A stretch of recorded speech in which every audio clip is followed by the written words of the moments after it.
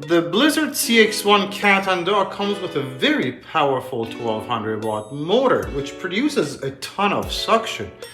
But then you'd have to be able to manage all that power and suction, and that's why they've given you a rotary dial whereby you can determine how much suction the machine gives you depending on the kind of surface you're using it on. The designated suction settings are curtains and area rugs and carpets and hard floor, but you could pretty much leave it anywhere you want.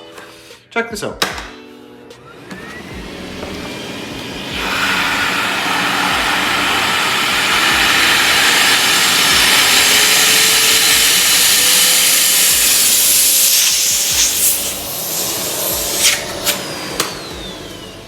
It's a very powerful machine.